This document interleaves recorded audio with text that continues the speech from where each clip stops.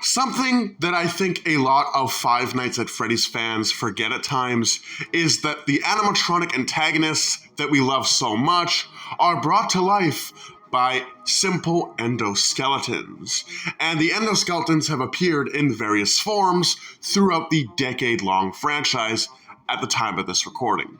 So, without further ado, we're going to be diving into every major appearance of the endoskeleton in Five Nights at Freddy's. The original Five Nights at Freddy's introduced us to the likes of Endo-01, which is a rather simple endoskeleton design, if I do say so myself. This animatronic skeleton mainly consisted of metallic beams. It did have two segmented endoskeleton feet, and it also had four-fingered hands. Its skull was probably the most complicated. The skull did have these very lifelike eyes, and its mouth was seemingly operated by a hinge. Obviously, these animatronic endoskeletons could be programmed to behave like certain animatronic characters that made up the Fazbear Band. A single animatronic endoskeleton can be found being worked on in parts and service at the original Freddy Fazbear's Pizza location. And whilst this animatronic isn't super active throughout your week at Freddy Fazbear's, there is a rare instance in which the animatronic will become active and will stare directly at the security camera looking over the parts and service room, along with the other animatronic masks doing much the same thing. Although the endoskeleton uses the parts and service cam to look directly into your soul, I wouldn't be alarmed, as the endoskeleton isn't a threat, and this is sort of just a fun little bit of horror Scott added to the game. In the world of the live-action movie, there is a brief sequence within the film where we can actually see what I presume to be Henry Emily working on a animatronic endoskeleton, and this endoskeleton looks exactly like Endo-01 from the original Five Nights at Freddy's game. Five Nights at Freddy's 2 gave us the likes of Endo-02, and Endo-02 looks a lot more complex compared to Endo-01, with it being a lot more advanced to the earlier model, and this being the second iteration of the endoskeleton, with it having facial recognition and even the ability to call the cops if something happens at Freddy Fazbear's Pizza. This second model has a much more humanoid head with expressive eyes, ears, and even a different set of much more articulated jaws. It has a visible rib cage, which is lined with panels and different knobs. It also has very humanoid limbs, and its feet are far different than the original model. Instead of having two digited toes, it now has three digited toes on its feet. An animatronic endoskeleton can be seen to emerge from the puppet's music box located in Prize Corner. And once out of the music box, the endoskeleton will simply stand in Prize Corner, looking directly at the camera menacingly, before moving into the vents. The endoskeleton will travel through the vents for a short period of time before vanishing altogether, and the endoskeleton is not hostile and cannot kill the player. Five Nights at Freddy's 4, Ultimate Custom Night, and Help Wanted VR gave us the likes of the Nightmare Endoskeleton, a tall animatronic skeleton that really resembled a human, specifically in the skull, with the skull even having a empty nasal cavity. Its eyes are a fiery orange color, and its jaws are lined with sharp teeth. It also sports 5-digited fingers that end with claws, and at the end of its feet, it also sports sharp claws as well. Truly nightmarish and living up to its namesake of being the Nightmare Endoskeleton. Despite the Nightmare Endoskeleton debuting in Five Nights at Freddy's 4, the Endoskeleton wouldn't have a major role until Five Nights at Freddy's Help Wanted VR, in which it was a minor antagonist in vent repair, appearing in the vents and glaring directly up at the player. The only way to get Nightmare Endo to leave is by shining the flashlight directly at it, which will cause it to vanish.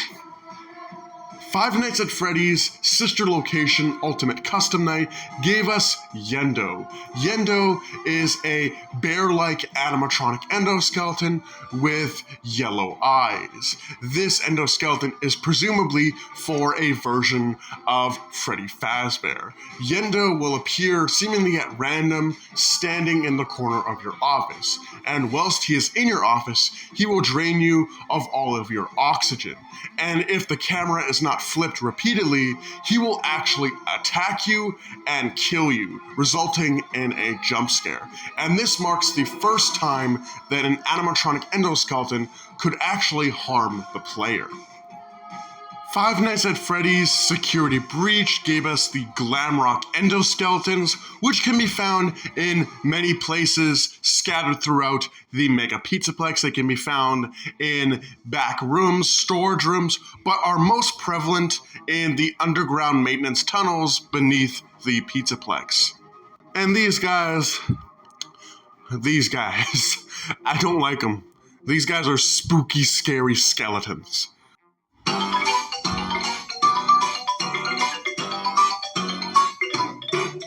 But all joking aside, the endoskeletons during the events of Security Breach and its DLC Security Breach Ruins are no laughing matter. These endoskeletons behaved like the weeping angels from the Doctor Who franchise, in the sense that these things have to be looked at in order for them not to follow you. That means that Gregory and Cassie have to look at them and have their flashlight shining directly on them for the endoskeletons not to move. Because the moment that you turn your back on these guys, they are going to follow you and they will kill you. And it is one of the most stressful scenarios within any Five Nights at Freddy's game I have ever played. I can't tell you how many times I died to these guys, because if you keep your flashlight off them for too long, they will come over to you and they will kill you. Also, if Gregory brings Glamrock Freddy down into the maintenance tunnels with him, Freddy actually has an existential crisis upon seeing the endoskeletons. Here, take a listen. This must be where I was born. Look at all the endos. They're all the same. Have I always been a Freddy? Am I Monty with a different shell? What if I am not the first Glamrock Freddy? Are there more of me at other pizzerias? Do we all feel the same? Am I special? If I am mass-produced, am I still art? I don't know, I'm just a kid. Maybe we should get you out of here. I don't think it's good for your programming. I also want to point out the fact that the Glamrock endoskeletons are hyper advanced in the way that I think they're actually as advanced as Fazbear Entertainment can make them. Their AI is so powerful that there are actual facilities in these maintenance tunnels designed to teach the endoskeletons how to function properly. And that also explains why characters like Roxanne Wolf and Glamrock Freddy are superhuman-like. They can carry out full conversations with people like Gregory, Cassie, Vanessa, and anyone else who they encounter in the Mega Pizzaplex. They are so advanced in their technology that they are basically artificial people. But like I said before, all of these behaviors and these interactions and personality traits are something that the Glamrock animatronics are fed. They are taught by somebody. But because so many of these endoskeletons have been left and forgotten inside of the maintenance tunnels, they're just kind of left as these blank slates to sort of follow and chase down anyone who they encounter in the maintenance tunnels. It's really quite sad when you think about it. And lastly, we have Five Nights at Freddy's Security Breach Ruin with the Mimic. The Mimic is a 6-foot-tall animatronic endoskeleton and is the main villain of Security Breach Ruin. The Mimic is shown to have the ability to mimic people's voices to a T. The Mimic is also able to manipulate radio frequencies to actually lure people outside of the Mega Pizzaplex inside.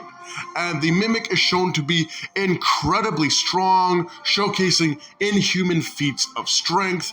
It was able to easily defeat Roxanne Wolf and was able to survive a lot of damage due to that fight.